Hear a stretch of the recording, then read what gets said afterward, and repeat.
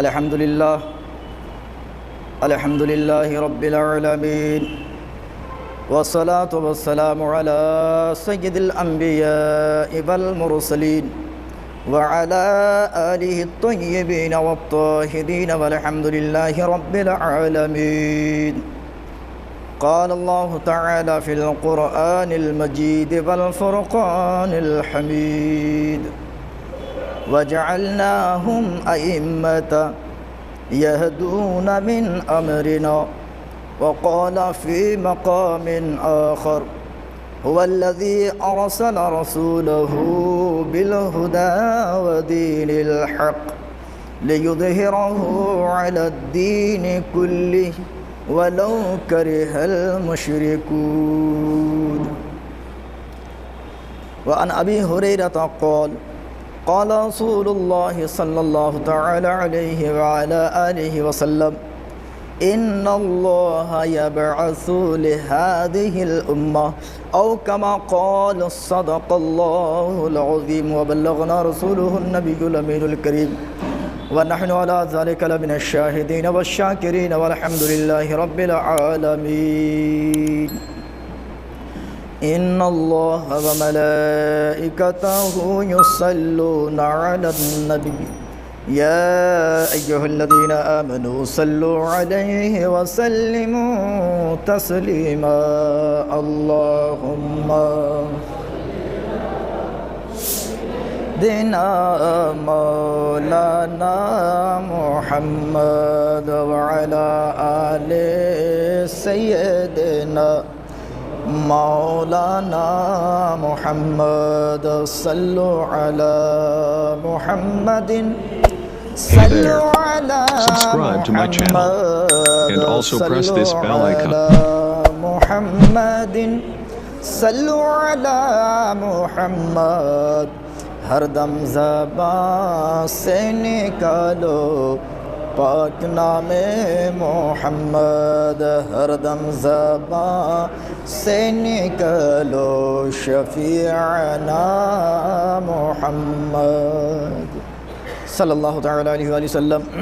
عزیزان ملت اسلامیہ، اللہ پاک سبحانہ و تعالی مقدس قرآن میں فرماتا ہے: وَجَعَلْنَاهُمْ أَئِمَّةً يَهْدُونَ مِنْ أَمْرِنَا، سورہ سجدہ آیت نمبر 4.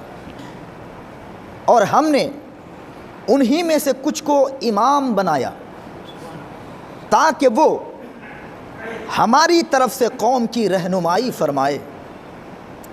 اللہ پاک سبحانہ و تعالی سورۃ التوبہ اور سورۃ الصف کے اندر فرماتا ہے: هو الذي أرسل رسوله بالهدى ودين الحق ليظهره على الدين كله ولو كره المشركون. وہی اللہ جس نے اپنے آخری رسول کو بھیجا، لاسٹ میسنجر آف اللہ کو بھیجا، بالہدا ودین الحق، ہدایت اور حق دین کے ساتھ بھیجا. لِيُظْهِرَهُ عَلَى الدِّينِ كُلِّهِ، تاکہ تمام دینوں پر اس دین کو وہ ظاہر فرما دے، غالب فرما دے. وَلَوْ كَرِهَ الْمُشْرِكُونَ، اگرچہ دنیا کا کوئی بھی مشرک نہ چاہے، اگرچہ کوئی کافر نہ چاہے، اگرچہ کوئی یہودی نہ چاہے، اگرچہ کوئی کرسچن نہ چاہے. محترم سامعین، محترم ناظرین، اللہ پاک سبحانہ و تعالیٰ نے لوگوں کو خراب راستے سے اچھے راستے پہ لانے کے لیے، اندھیرے سے اجالے پہ لانے کے لیے، اور اسکھتوں سے سکھتوں بنانے کے لیے، ان ایجوکیٹڈ سے لے کر کے ایجوکیٹڈ بنانے کے لیے، غیر تعلیم سے لے کر کے تعلیم یافتہ بنانے کے لیے، ان پڑھ سے نکال کر وہ پڑھا لکھا بنانے کے لیے اللہ تعالیٰ نے کم و بیش 1 لاکھ یا کم و بیش 2,24,000 انبیاء اور رسول کو بھیجا. اس لیے تو بھیجا، کیوں بھیجا؟ تاکہ لوگوں کو اندھیرے سے نکالے اجالے میں لے آئے، باطل راستے سے ہٹا کے حق کے راستے پہ لگاتے. تو اللہ تبارک و تعالیٰ نے ان سبوں کو ایک ایک کر کے بھیجا. ضرورت کے تحت بھیجا، زمانے میں بھیجا، دیش کے لیے بھیجا، جہاں جہاں ضرورت پیش آئی وہاں وہاں بھیجا، جتنوں کی ضرورت پیش آئی اتنوں کو بھیجا، تاکہ وہ اللہ کے وہ پیغمبر، وہ رسول، وہ نبی آئے اور اللہ کے بندوں کو غلط راستے سے نکال کر صحیح راستے پہ لگا دے۔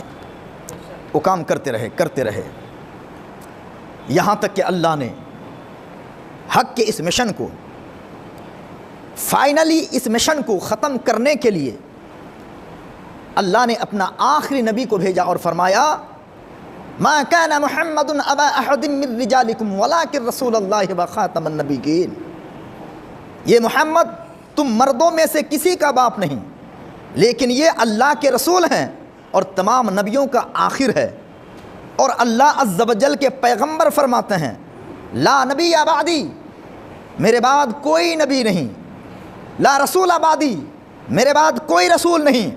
نبی اور رسول کے آنے کا دروازہ ہمیشہ کے لیے بند۔ اس آیت کے تحت بہت ساری حدیثوں کے اندر آتا ہے، تفاسیر میں آتا ہے وَخُتِمَ بِيَ النَّبِيُّونَ، نبوت کا دروازہ مجھ پر بند کر دیا گیا، میرے بعد اب کوئی نہ ڈپلیکیٹ نبی نبوت کا دعویٰ کر سکتا ہے، اور نہ ہی اللہ کسی کو نبی و رسول بنا کر بھیج سکتا ہے، اور نہ ہی آپ کے بعد کوئی نبوت کا دعویٰ کر سکتا ہے۔ اللہ تبارک و تعالیٰ نے آدم سے عیسیٰ تلک تمام رسولوں کو، تمام نبیوں کو لوگوں کی رہبری کے لیے مبعوث فرمایا۔ اب نبی کے بعد بھی تو کم و بیش 2000 سال تک یہ دنیا ٹکی رہے گی، تو یہ 2000 سال تک لوگوں کو اچھا راستہ کون دکھائے گا؟ جب پرنسپل صاحب نہ رہے تو انچارج کام کرتا ہے۔ تو اللہ تبارک و تعالیٰ نے چونکہ نبوت کا دروازہ بند، تو جو کام نبی کرتے تھے، نبیوں کا اسسٹنٹ ہو کر کے نبیوں والا کام کرنے کے لیے اللہ نے اس ڈیوٹی کو علماء کرام کے حوالے کر دیا۔ مگر میرے بھائیو، ہر کوئی اگر فزیشین ڈاکٹر ہو تو اسپیشلسٹ ڈاکٹر تو کوئی ہونا مانگتا ہے کہ نہیں ہونا مانگتا ہے؟ فزیشین جو ڈاکٹر ہوتا ہے اس کو ماتھا سے لے کر کے پاؤں تک ہر چیز کا تھوڑا تھوڑا گیان ہوتا ہے، فلی گیان نہیں ہوتا۔ یہی تو فزیشین کا مطلب یہی ہے، ہر میڈیسن کے بارے میں ان کو پتہ ہوتا ہے، ماتھا سے لے کر پاؤں تک، مگر پورا نہیں۔ اگر پورا ہوتا تو وہ آنکھ کا بھی آپریشن کرتا، پیٹ کو کاٹ ڈالتا، وہ سرجن بھی بن جاتا۔ کرتا اس لیے نہیں کیونکہ وہ ہر ایک سبجیکٹ میں وہ فل نہیں ہے، کمپلیٹ نہیں ہے، انکمپلیٹ ہے وہ، اس لیے وہ فزیشین ہے۔ اسی طرح علماء کرام یہ فزیشین ہے، جنرل فزیشین۔ رسول سے جو پایا، صحابی سے جو سمجھا، بزرگان دین سے جو سمجھا، مجتہدین سے جو سمجھا، اسی سمجھے ہوئے کو یہ علماء کرام بتاتے ہیں۔ مگر میرے دوستوں، بزرگوں، ٹھیک ہے پیٹ درد ہے، فزیشین ڈاکٹر ہے، وہ دوائی دے دے گا، سر درد ہے دوائی دے دے گا، آنکھوں میں درد ہے دوائی دے دے گا، ہاتھ میں درد ہے دوائی دے دے گا، مگر پیٹ میں ایسا درد ہے کہ دوائی کام نہیں کرتی، تو وہاں اب جنرل فزیشین نہیں، وہاں پہ اسپیشلسٹ چاہیے، وہاں پہ سرجن کی ضرورت ہے، وہاں پہ اب جنرل فزیشین کا کام نہیں ہے۔ یہ بالکل لاجیکل ہی ہے۔ ٹھیک اسی طرح دین کے اندر بھی، مذہب کے اندر بھی ایسا ہی ہوتا ہے۔ علماء کرام قرآن سے، احادیث سے، مجتہدین سے، صحابہ کرام سے حلال حرام جائز ناجائز سب کچھ وہ ان سے جان کر کے عوام کو بتاتے اور عوام اس پر عمل کرتی ہے۔ مگر کبھی کبھی ایسا آتا ہے، اب تو رسول نہیں کہ ڈائریکٹ ان سے پوچھا جائے، صحابہ نہیں کہ ان سے معلوم کیا جائے۔ تو میرے دوستو بزرگوں، جس طرح ماتھا سے لے کر کے پاؤں تک علاج کرنے کے لیے ہم جنرل فزیشین ڈاکٹر کے پاس جاتے ہیں اور علاج کرواتے ہیں، مگر جب بات آپریشن کی آتی ہے، جب بات کاٹنے کی بات آتی ہے، جب چھلنے کی بات آتی ہے، جب مائکرو سرجری کی بات آتی ہے، اسپیشلسٹ کی بات آتی ہے، ENT کی بات آتی ہے، ہیڈ ڈاکٹر کی ضرورت پڑتی ہے، تو وہاں اب جنرل فزیشین سے کام نہیں چلے گا، وہاں پہ اسپیشلسٹ کے پاس جانا پڑے گا۔ ٹھیک اسی طرح میرے دوستو بزرگوں، یہ بھی یاد رکھیے، بھائیوں عزیزوں، یہ بھی یاد رکھیے کہ انسان ڈائریکٹ سرجن کے پاس نہیں چلا جاتا، اور سرجن ڈائریکٹ آپریشن نہیں لکھ دیتا، بلکہ پہلے ہم ہلکے پھلکوں کے پاس جاتے ہیں، اور پھر اسٹیپ بائی اسٹیپ ہم پھر کہاں جاتے ہیں؟ اسپیشلسٹ کے پاس جاتے ہیں، سرجن کے پاس جاتے ہیں، اور پھر وہ اگر کہتے ہیں کہ آپریشن کرنا پڑے گا تو پھر ہم آپریشن کرواتے ہیں۔ ٹھیک اسی طرح اسلام جب دنیا میں آیا، ان الدین عند اللہ الاسلام، مسلمانوں کے نام سے پوری کائنات کے اندر، پوری دنیا کے اندر جتنے مسلمان تھے، کوئی بھید بھاؤ نہیں تھا، یہ شیعہ سنی کا اختلاف نہیں تھا، یہ اہل حدیث دیوبندی بریلوی میں کوئی فرق نہیں تھا، سب ایک پلیٹ فارم کے مسلمان تھے، کوئی مت بھید نہیں تھا، اللہ کے بارے میں کوئی جھگڑا نہیں تھا، رسول اللہ کے بارے میں کوئی جھگڑا نہیں تھا، اور دیگر معاملات میں کوئی اختلاف نہیں تھا۔ اس لیے جنرل دوائی سے کام چل رہا تھا، بس نماز کی بات ہوتی تھی، توحید کی بات ہوتی تھی، رسالت کی بات ہوتی تھی، وہ بتاتے تھے، علماء ہمیں سمجھاتے تھے، ہم سنتے تھے، اس پر عمل کرتے تھے۔ مگر جب کئی صدیاں گزر گئیں، کچھ سال جب بیت گئے، تو پھر جانتے ہیں دین کے اندر طرح طرح کی بیماریاں پیدا ہو گئیں۔ اب بیماریاں کیسے پیدا ہوئی؟ اللہ اکبر میرے دوستو، بیماریاں یوں پیدا ہوئی، تمام رسولوں کا، نبیوں کا، تمام صحابہ کرام کا، قرآن کا، حدیث کا، اجماع اور قیاس کا، شریعت کے تمام اصول و ضوابط کا یہی قانون تھا کہ اللہ سچا ہے، اللہ جھوٹ بول ہی نہیں سکتا۔ مگر مسلمانوں کے روپ میں کچھ مسلم، مولوی نما مسلم پیدا ہو گئے، انہوں نے کتابیں کی کتابیں لکھ ڈالی اور کہا کہ خدا جھوٹ بول سکتا ہے۔ بولیے استغفر اللہ۔ تمام رسولوں کا، نبیوں کا، قرآن کا، احادیث کا، سب کا عقیدہ یہی تھا کہ نبی مر کر مٹی میں مل نہیں جاتے، بلکہ نبی انتقال کرتے ہیں، کیونکہ سب کو مرنا ہے، کل نفس ذائقۃ الموت، یہ قانون سب پر لاگو ہوتا ہے، نبی رسول ہر ایک کو موت کا مزہ چکھنا ہے۔ مرنا ہے یہ تو کہیں بھی نہیں ہے، کوئی دکھائی نہیں سکتا ہے کہ ہر کوئی مر جاتا ہے، قرآن کا یہ عقیدہ نہیں ہے۔ قرآن یہ کہتا ہے کہ موت کا مزہ چکھنا ہے، مرنا ہے الگ چیز ہے، اور موت کا مزہ چکھنا ہے یہ الگ چیز ہے۔ تو خیر، قرآن نے، حدیث نے، رسول نے، صحابہ نے یہ عقیدہ دیا کہ نبی مرتے تو ہیں، انتقال تو کرتے ہیں، مگر قبر میں وہ زندہ بھی ہو جاتے ہیں، اللہ ان کو زندگی عطا فرما دیتا ہے۔ چنانچہ حدیث شریف کے اندر آتا ہے، مشکات المصابیح کے اندر، ان اللہ حرم علی الارض ان تاکل اجساد الانبیاء فنبی اللہ حی یرزق۔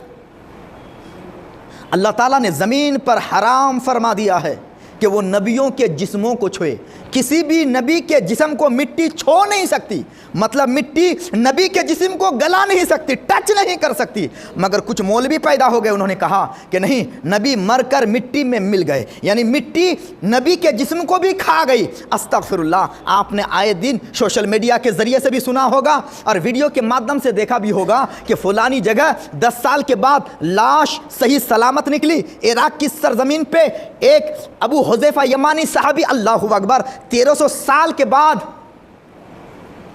1300 سال کے بعد جب ان کی لاش کو نکالی گئی تو ایسا لگ رہا تھا کہ ابھی صبح صبح ان کو دفنایا گیا تھا۔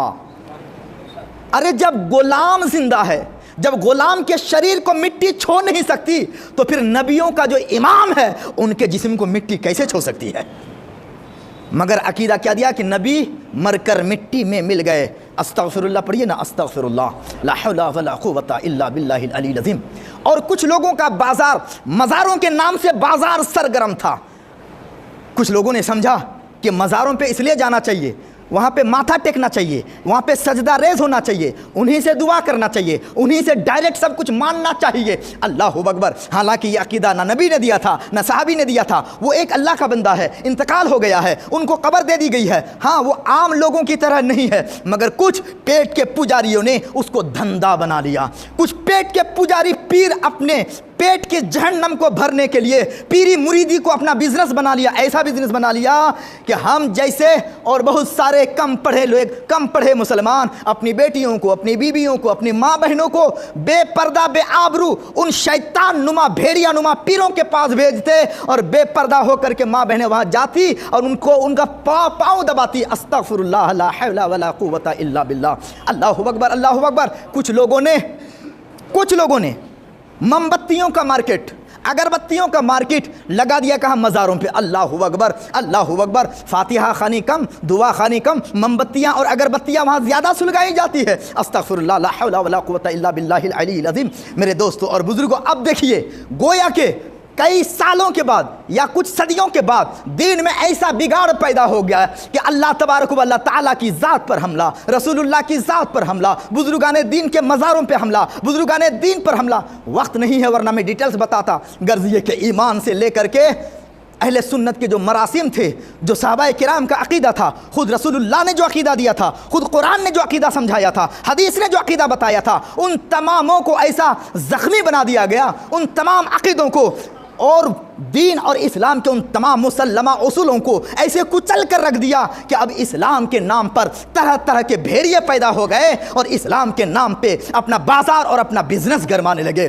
میرے دوستو بزرگوں، اب دیکھیے، اگر بات صرف جائز اور ناجائز کی ہوتی کہ سود کھانا جائز ہے یا ناجائز تو مولانا بتا دیتے کہ بھئی سود کھانا حرام ہے۔ اگر بات ہوتی کہ چوری کرنا جائز ہے یا ناجائز ہے تو پھر مولانا بتا دیتے کہ ناجائز ہے۔ یہاں صرف بات جائز اور ناجائز کی نہیں ہے، بلکہ یہاں جائز اور ناجائز سے اٹھ کر بہت اوپر یہاں اللہ کی ذات پر حملہ ہو رہا ہے، رسول اللہ کی ذات پر حملہ ہو رہا ہے، قرآن اور احادیث کے اصول و ضوابط پر حملہ ہو رہا ہے۔ تو میرے دوستو بزرگوں، جس طرح ہلکی پھلکی بیماری کو ٹھیک کرنے کے لیے ہم جنرل فزیشین کے پاس جاتے ہیں اور ٹریٹمنٹ کرانے کے لیے اسپیشلسٹ کے پاس ہم نہیں جاتے ہیں، سرجن کے پاس نہیں جاتے ہیں، ٹھیک اسی طرح ہلکے پھلکے جانکاری کے لیے یا موٹے موٹے حلال و حرام، جائز و ناجائز کو جانکاری کرنے کے لیے ہم کو مجدد کے یہاں جانے کی ضرورت نہیں ہے، مجتہد کے پاس جانے کی ضرورت نہیں ہے، علماء کرام اس کے لیے کافی ہے۔ مگر یہاں پہ یہ جو بیماری ہے، یہ ایمان کی جو بیماری ہے، یہ اوپر نہیں تھی کہ اوپر کوئی بھی جھاڑ کے صاف کر دے گا، یہ تو بیماری اندر لگ چکی تھی۔ میرے دوستو بزرگوں، جس طرح کے جسم کو علاج کرنے کے لیے جسمانی بیماری کو اگر اندر تک پہنچ جائے اور وہ دوائی سے ٹھیک نہ ہو تو وہاں سرجن کی ضرورت پڑتی ہے، ٹھیک اسی طرح اگر ایمان کے اندر، دین کے اصول کے اندر، قرآن کے ضابطوں کے اندر اگر گڑبڑیاں پیدا ہو جاتی ہیں تو وہاں علماء کرام کافی نہیں ہوتے، بلکہ وہاں پہ مردہ سنتوں کو زندہ کرنے کے لیے اور سسکتے اسلام کو دوبارہ آبیاری کرنے کے لیے وہاں صرف علماء کی نہیں، وہاں پہ مجدد کی ضرورت پڑتی ہے، اسی کا نام اسلامک سرجن کہا جاتا ہے۔ میرے دوستو بزرگوں، عزیزان ملت، تو اللہ تبارک و تعالیٰ کا یہ دین، قرآن کا اصول و ضابطہ، حدیث کا اصول و ضابطہ بہت طرح سے اس پر حملہ ہو رہا تھا، تو پھر اللہ تبارک و تعالیٰ کی رحمت کو جلال آ گیا۔ اللہ عز و جل کو یہ کیسے برداشت ہو سکتا تھا کہ جس مذہب کو، جس دین کو اللہ نے پاکیزہ طور پر مبعوث فرمایا تھا، اس میں کسی طرح کا داغ لگ جائے اور اس داغ کو چھڑانے کے لیے اللہ کسی بندے خاص کو بھیج نہ دے، یہ کیسا ہو سکتا تھا؟ اس لیے اللہ تبارک و تعالیٰ نے 14ویں صدی کے اندر، 14ویں صدی ہجری کے اندر اللہ تبارک و تعالیٰ نے اسلام کے اندر لگے گھون کو صاف کرنے کے لیے بریلی کی سرزمین پر سوداگرہ محلہ کے اندر اللہ عز و جل نے مولانا امام احمد رضا خان کو پیدا فرما دیا، اور مولانا امام احمد رضا خان نے ان تمام خرافات کو ختم فرما دیا، اور امام احمد رضا خان نے فتویٰ دیا، یہ سنو، اللہ تبارک و تعالیٰ کا ہی یہ فرمان ہے، یہ اللہ کا ہی حکم ہے کہ مٹی انبیاء کے جسموں کو چھو نہیں سکتی، یہ اللہ تبارک و تعالیٰ کی ہی دی ہوئی نعمت ہے کہ وہ مر کر مٹی میں مل نہیں جاتے، اللہ تبارک و تعالیٰ کا ہی یہ دیا ہوا فرمان ہے کہ اللہ تبارک و تعالیٰ سے بڑھ کر کوئی سچا ہو نہیں سکتا ہے۔ وَمَنْ أَصْدَقُ مِنَ اللَّهِ قِيلًا، اللہ سے بڑھ کر سچا کون ہو سکتا ہے؟ اگر مسلمانوں کے اندر یہ عقیدہ بس جائے کہ اللہ جھوٹ بول سکتا ہے تو جانتے ہیں قرآن میں کتنے گھنونے عقیدے پیدا ہو جائیں گے۔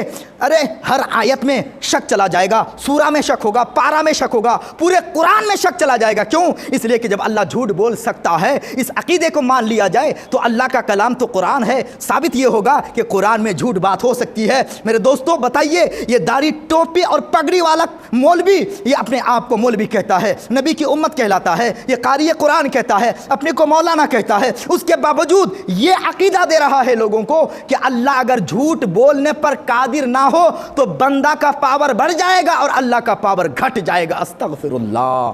میرے دوستو، کوئی بھی انسان ٹوائلٹ اور باتھ روم کھا سکتا ہے؟ بولیے نہیں نا۔ اب اگر کوئی یہ کہے چونکہ کوئی بھی انسان ٹوائلٹ کو پی نہیں سکتا، پاخانہ کو کھا نہیں سکتا، کیوں؟ اس لیے کہ انسان کی طاقت کمزور ہے اور اس کی طاقت زیادہ ہے، اس لیے انسان اس کو کھا نہیں سکتا، تو اس کو گدھا اور بیوقوف نہیں کہیں گے تو آپ کیا کہیں گے؟ اب بتائیے، یہاں کوئی کمپیئر ہے کیا؟ انسان کی خوراک وہ پاخانہ ہے ہی نہیں، ارے پاخانے کے اندر وہ پاور نہیں ہے کہ وہ انسان کی خوراک بن سکے۔ ٹھیک اسی طرح ارے جھوٹ کے اندر وہ پاور ہی نہیں ہے، جھوٹ کے اندر وہ کیپیسٹی نہیں ہے، جھوٹ کے اندر وہ لاجک نہیں ہے، جھوٹ کے اندر کوئی ایسی بات نہیں ہے کہ وہ خدا کی صفت بن سکے۔ لہذا ماننا یہ پڑے گا کہ اللہ تبارک و تعالیٰ جھوٹ بولنے سے پاک ہے، جھوٹ کمزور ہے اور اللہ فل پاور والا ہے، وہ کمزور اس سے متصف ہو ہی نہیں سکتا ہے۔ تو ثابت یہ ہوا کہ اللہ جھوٹ ہرگز نہیں بول سکتا۔ میرے دوست بزرگوں، تو مولانا امام احمد رضا خان نے رسول اللہ کی مردہ سنتوں کو زندہ کیا۔ امام احمد رضا خان نے جو مزاروں پہ خرافات ہو رہے تھے ان کے خلاف آپ نے فتویٰ دیا، یہ جعلی پیروں کے خلاف آپ نے فتویٰ دیا، اور آپ نے یہ فتویٰ دیا کہ مزاروں پہ جو چادریں چڑھائی جاتی ہے، آج مسلمانوں کیا بتائیں، یہاں پہ پڑوس میں غریب بھوکے مر رہا ہے، پہننے کے لیے کپڑا نہیں ہے، دوائی اور علاج کے نام پر روپیہ نہیں ہے، اور وہ مزار پہ جائیں گے اور 10 چادریں چڑھائیں گے۔ او الو کے پٹھے، کم بخت شیطان، اللہ نے تم کو اس لیے پیدا کیا ہے۔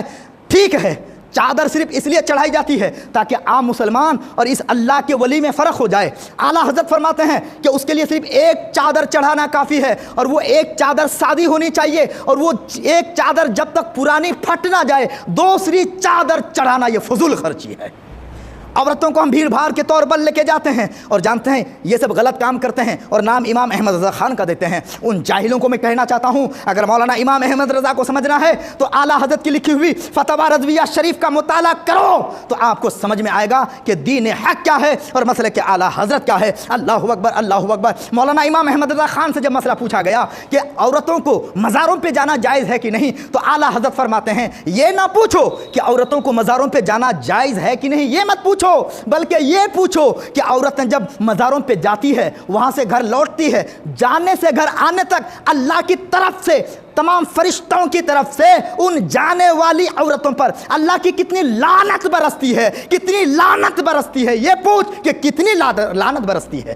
اعلیٰ حضرت تو یہ کہہ رہے ہیں، مگر یہ کٹ ملے، یہ کم بخت، یہ ان پڑھ جاہل یہ کہتے ہیں کہ اعلیٰ حضرت نے یہ کہا ہے کہ نہیں عورتوں کو مزاروں پہ لے کے جانا چاہیے۔ اعلیٰ حضرت تو منع کر رہے ہیں، صرف منع نہیں، یہ کہہ رہے ہیں کہ یہ مت پوچھ کہ جائز ہے کہ نہیں جانا، بلکہ یہ پوچھ کہ اللہ کی کتنی لعنت پڑتی ہے ان عورتوں پر۔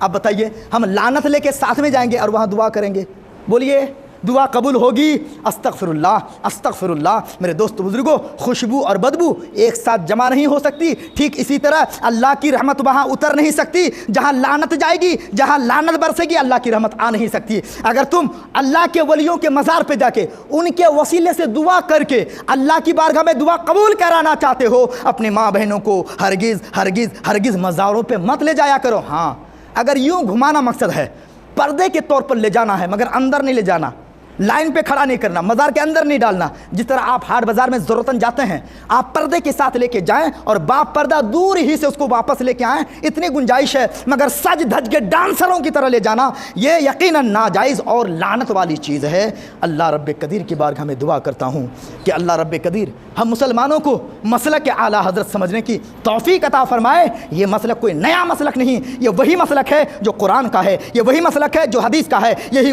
وہی مسلک ہے جو تمام رسولوں نے، نبیوں نے دیا ہے، یہ وہی مسلک ہے جو تمام صحابہ کا مسلک ہے، یہ وہی مسلک ہے جو تمام مجددین کا مسلک ہے، یہ وہی مسلک ہے جو تمام کے تمام بزرگان دین کا مسلک ہے۔ اللہ ہمیں مسلک اعلیٰ حضرت پہ گامزن فرمائے، آمین ثم آمین، وآخر دعوانا ان الحمد